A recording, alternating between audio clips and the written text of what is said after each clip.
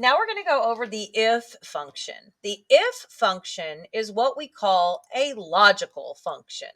And there are other logical functions, but if is basically saying we're doing what's called a logical test. So with an if function, we have a logical test. That means we're testing something. Like for instance, if you are an A student, then you are making a 90 or higher, right? A greater than or an equal to 90. And that means you're an A student. We know this, okay? So with an if function, there's a logical test. There's something that we're testing. We're testing each of them to find out what they are. So like, do they have a temperature? Is it greater than something to be a temperature? And if so, we could say, yes, they have a fever. Or no, they don't have a fever, right? Or we could say, we could test the letter. We could say, if this is an M, then this thing. And if it's not an M, then this other thing. The thing about an if function is there's only going to be two values to figure out. We're testing it for true or false. That's all. So we can't say if it's an M, this, or if it's an F, this. We can't say both of those in an if function. There is a function where we can't do that, but not this one. Okay.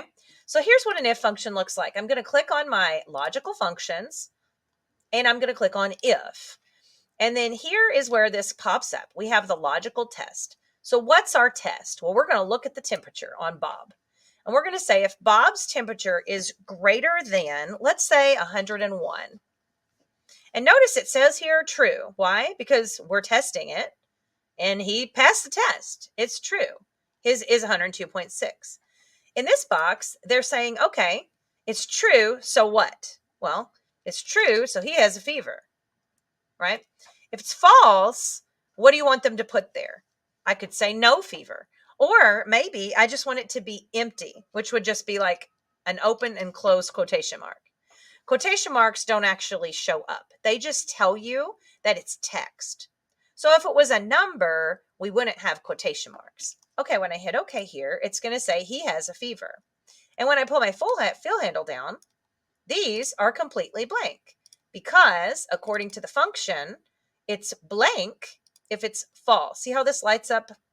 It's blank if it's false. If it's true, fever, and then here is the test. And these are separated by those commas. See little commas? So technically, I could type that in if I wanted to. Okay, so let's take that one out and let's do one with letters. So I can say, let's go in here and if this cell for Bob equals M, now M's a letter, so it has to be in quotation marks. Then we can say, you're cool. Say guys are cool. And if not, we'll just say bruh. Brush? Bruh. Okay. Now, again, I'm clicking off of these and it's putting the quotation marks in there for me because I'm using these boxes. So it says M is true. The logical test is true. Looking here, Bob does equal M. It's true. And since it does, and it is true, say this. And if it's false and it's not an M, it would say bruh. We say okay. And as I pull these down, we can see poor Anna. She's not an M. So bruh. Yeah. If these things were numbers, then we would not have to put them in there. Now you can edit a function by pressing the FX button, and then it brings open your dialog box so that you can edit. But just remember, if you edit the top one, you have to use that fill handle to edit the rest. So that is an if function. An if function uses comparison operators. That's greater than, or less than, or equal to. And then, of course, if it has text, the text is in quotation marks. So make sure to make a note about the format of these and what this looks like inside this function.